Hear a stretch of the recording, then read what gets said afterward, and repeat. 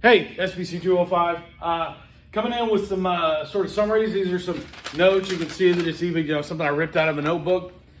These are just some summary notes, like I do after every speech, things I've seen. I want y'all guys to be aware of. Usually do this from my office, but I'm doing it from the classroom today because I'm going to record another lecture in just a second. Okay, some overall things about the informative speech. Number one, fix your outlines. Okay, I went back and checked, and I think it was more than half of you I told to include a restatement of purpose in your conclusion. And probably 40% of the outlines I got is the final submission did not include that. For about the first 15, I went back and checked my email just to make sure that I had told you to include a restatement of purpose in your outline, and it didn't show up. Listen, if I see it in your draft outline and it pops out enough for me to point it out in your draft outline, if you don't fix it, it's gonna cost you points on your final, okay? It's just that simple, all right? And remember, this time I gave the people who did not submit an outline with their speech link, they just got a 0 for the outline, okay? Next time, if you don't fix your outlines and don't resubmit it, I'm not gonna grade your speech. I gotta have that outline so I can see that you did the work, okay? That will come out in an announcement. All right, let's talk about your introductions. First of all, sorry, I got a little tickle in the throat. First of all, outlined introductions should be moved through fairly quickly. Attention device, bam, and that should be like a grabber right up front. Should come at you. Okay, then you quickly move into your statement of purpose, you quickly move into your credentials, and you quickly move into your 3 main points, and then you're out and gone. In a 4.5 to 6 minute speech, that should take you no more than 45 seconds. Okay, it's supposed to be concise. The purpose of the introduction is to get the audience to tune into you, to prove that to demonstrate your ethos, your credibility, and then to give them a mental framework for the rest of the speech. Okay, that's it. Move through it quickly. One introduction lasted 2 minutes and 46 seconds. The student went, so for my first main point, and I'm like looking at it going, wait, hold on a minute. I thought you were 2/3 of the way through your speech. Okay? If you hear yourself going through, anything more than, saying, my first main, I'm going to have 3 main points. You should be able to summarize those main points in 1 sentence or less. Okay? Introduction should be quick. Okay, second thing about introductions. I've already warned you, and people are losing points, do not start your speeches with a question, period. Don't start it with hello, hey, good morning, my name is. Any of that, you get no credit for your attention device. So don't start with a question. A lot of you, actually it wasn't that bad, but a lot of you merged your statement of purpose. Today I'm going to talk about my 3 main points. Okay, that's a preview of your main points. That's not a statement of purpose. Again, I would, if I was you, put your statement of purpose. Today I'm going to talk to you about the fish population in Clark Hill Reservoir, and then immediately follow with your qualifications. I'm qualified to speak on this topic because I've been doing extensive research. I will have 3 main points today, okay? And on credentials, number 1, don't forget them because a lot of you did.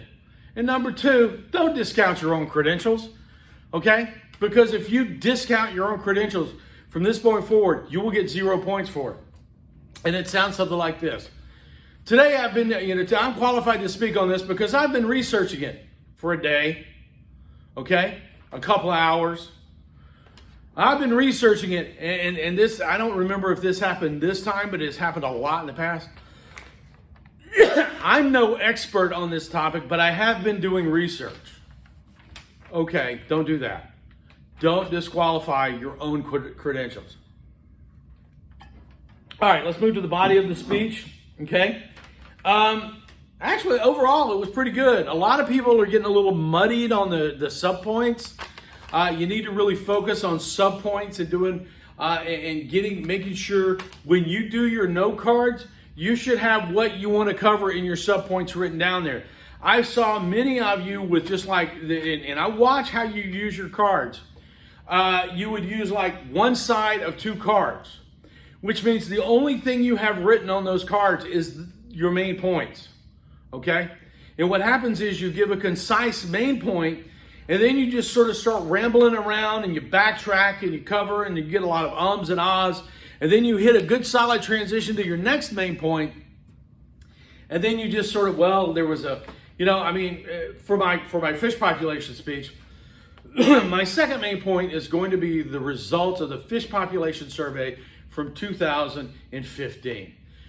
That survey was done over a period of time, and it found out that there were some fish that were there. The brim and the bass were doing really well, and so some of the game fish population had come way up, and that was a positive, and they felt that some of the populations were coming up because of, there was some construction had cut down in some of the areas, but catfish were not doing well. And it just sort of rambled all over the place, okay? Remember, your sub-point development is just as important. You need to make sure your notes indicate to you what you want to move through and everything you need to say, okay? Transitions. I know I told you guys to write transition on your note cards to remember to do one, but don't just read the word transition, okay? 7 or 8 of you guys were just like, transition. Fish populations into that's not a good transition, okay? And don't read your bullet point as a transition, because every time I have people go, they'll look at the card, they'll go, fish population survey of 2015. And then they'll start talking about that. Don't read the bullet point. Remember, your transitions need to be explicit. And you need to have multiple transitions that you're using. And as you look and prepare for your speech, okay, if you say next as your only transition, and you transition with next between your main points and between your subpoints, we don't know what you're transitioning to.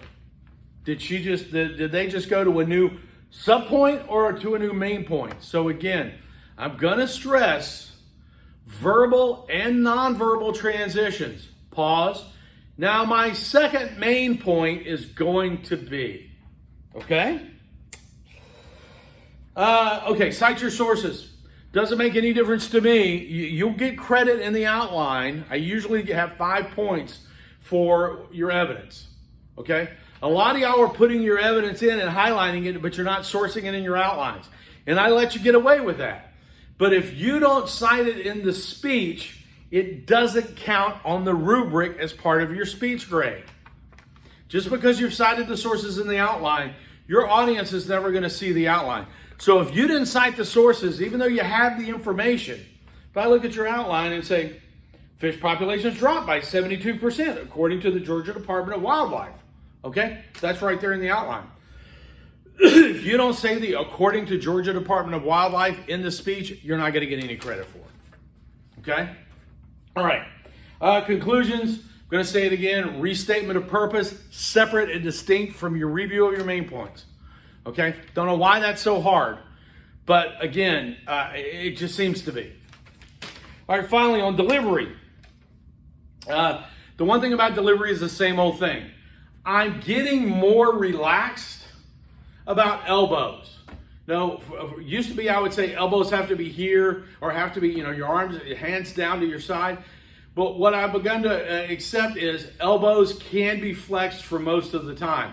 What I'm not accepting of, and when I say relax your elbows, is number one, an arm that doesn't move, that is fixed right there. Second of all, even if your elbow is bent, gestures should start at the shoulder.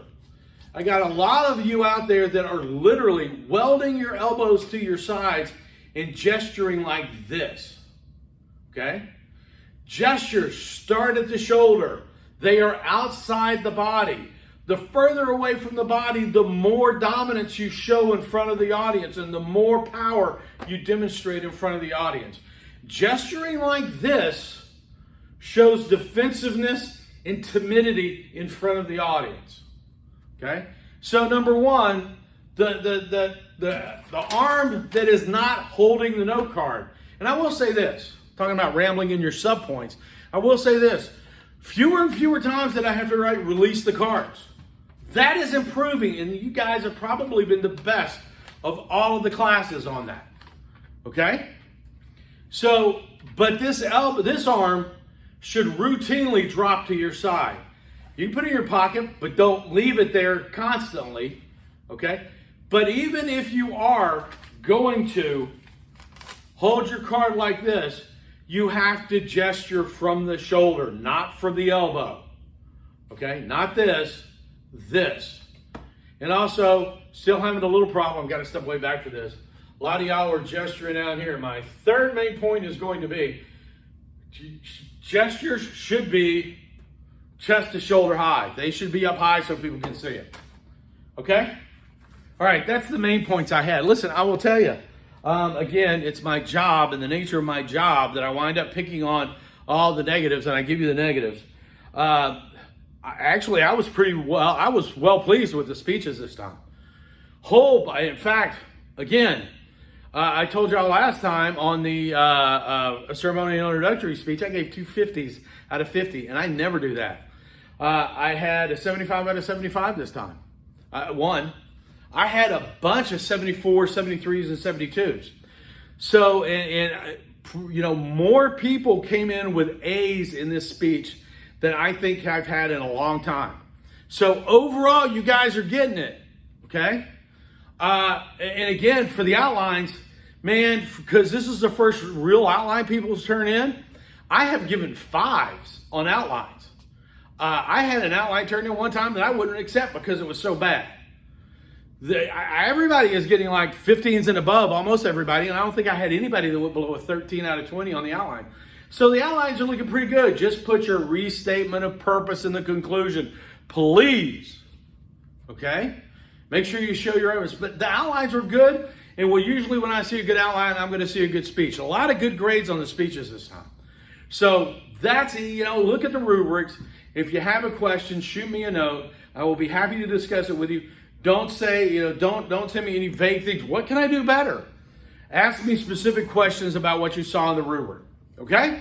All right, that's it. I'm going to roll. You'll see this shirt again. I'm going to roll straight into a lecture here on problem solution speeches. Again, contact me if you need anything. Send me an email. We can set up a Zoom or on-campus meeting. Other than that, take care, and we will see you soon.